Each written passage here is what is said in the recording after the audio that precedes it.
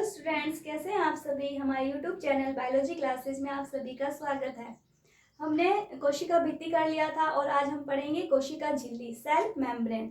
तो जो कोशिका झिल्ली होती है वो कोशिका का जैविक आवरण होती है ना।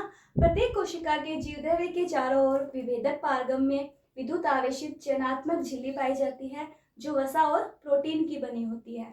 इस झिल्ली को सी क्रेमर व नगेली ने कोशिका कला कहा, जबकि प्लॉव ने इसे जीवद्रव्य कला नाम दिया।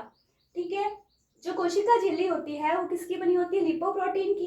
अगर कोशिका झिल्ली का संगठन देखें हम तो वो लिपोप्रोटीन की बनी होती है, जिसमें प्रोटीन होता है 60% और लिपिड होता है 39 से 40% और कुछ कार्बोहाइड्रेट्स भी पाया जाता है, जैसे 0.1% या नगण्य होता है कार्बोहाइड्रेट्स, है ना।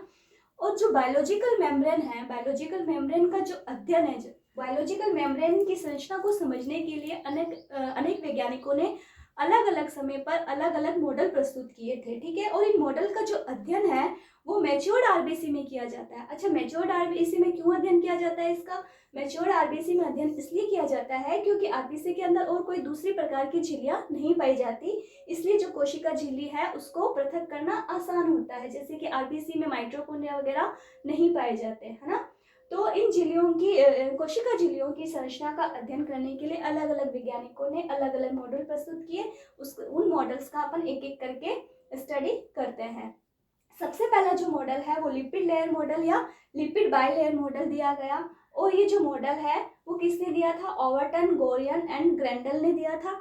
इसे वसी द्विपरत मॉडल भी कहते हैं। ठीक है, इस मॉडल के अनुसार जो कोशिका झिल्ली है वो वसा की दो परतों से बनी होती है, जिसके अंदर फास्फोलिपिड्स होते हैं। और इन फास्फोलिपिड्स के अणुओं की दो परतों के बीच में से जो घुलनशील पदार्थ है उनका आवागमन होता रहता है। ठीक है, तो ये तो एक सिंपल सा मॉडल था। इसके द्वारा कोशिका की संरचना को अच्छे से नहीं समझाया गया था, लेकिन इसने एक फाउंडेशन बना दिया था आगे के मॉडल्स के लिए। ठीक है, फिर आया था सैंडविच मॉडल। ये सैंडविच मॉडल किसने दिया था? ये डेनियली व डेवसन ने 1938 में दिया था, है ना। इस मॉडल के अनुसार जो कोशिका झिल्ली होती है वो सैंडविच के समान होती है। सैंडविच आपको पता ही है कैसा होता है, तो उसके अनुसार इसके अनुसार ये सैंडविच के समान होती है। इसके अंदर क्या होता है? प्रोटीन होता है, और प्रोटीन की जो परतें हैं, प्रोटीन एक परत ही होता है। प्रोटीन जो होते हैं वो एक परत के रूप में होता है, और इन परतों के बीच में क्या होता है? वसा की परत होती है। और वसा जो होती है वो दो अणुओं की परत होती है ना। अणुओं की दो परतों के रूप में वसा व्यवस्थित रहती है, और ये जो वसा होती है वो फास्फोलिपिड के रूप में होती है।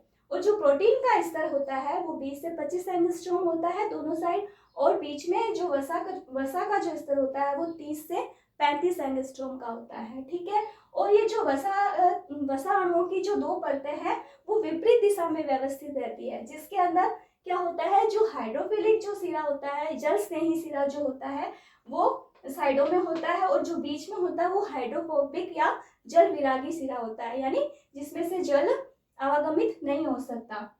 तो वो जो जल हाइड्रोफोबिक या जल विरागी जो सिरा होता है वो बीच में व्यवस्थित रहता है ना। और प्रोटीन जो होता है वो जल स्नेही होता है, जो दोनों तरफ होता है। ठीक है, तो ये सैंडविच के समान ये मॉडल होता है। ठीक है, फिर आया है एकक या इकाई कला प्रतिरूप, या इसे यूनिट मेम्ब्रेन मॉडल भी कहते हैं, जो किसने दिया था? रॉबर्टसन ने दिया था। और वो कब दिया था? 1958 में दिया था।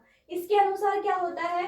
प्रोटीन जो होता है वो 20 एंगस्ट्रॉम की एक परत होती है। ठीक है, और जो फास्फोलिपिड या जो वसा का स्तर होता है वो 35 एंगस्ट्रॉम होता है, और ये एक एक कला के रूप में या एक एक झिल्ली के रूप में होता है। ठीक है, और ये 70 से 75 एंगस्ट्रॉम की एक एक झिल्ली होती है, कोशिका झिल्ली जो होती है इस मॉडल के अनुसार। अब इसमें भी देखो क्या है कि जो माइटोकॉन्ड्रिया, हरित लवक और जो केंद्रक है उसके अंदर तो क्या होता है? ये दो परतों के रूप में होती है, और जो स्पिरोसोम्स है, लाइसोसोम है, उनके अंदर ये एक परत के रूप में होती है। ठीक है, और जो कोशिकाओं की जो झिल्ली होती है, कोशिकांगों की झिल्ली वो 60 से 75 एंगस्ट्रॉम होती है, और जो केंद्रक झिल्ली होती है वो 75 से 80 एंगस्ट्रॉम होती है।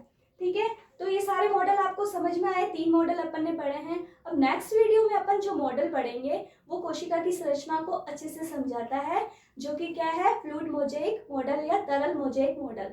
ठीक है, वो दिया था सिंगर एंड निकोलसन ने, वो अपन नेक्स्ट वीडियो में पढ़ेंगे। अगर आपको मेरा वीडियो अच्छा लगे तो please like, share and subscribe. Thank you.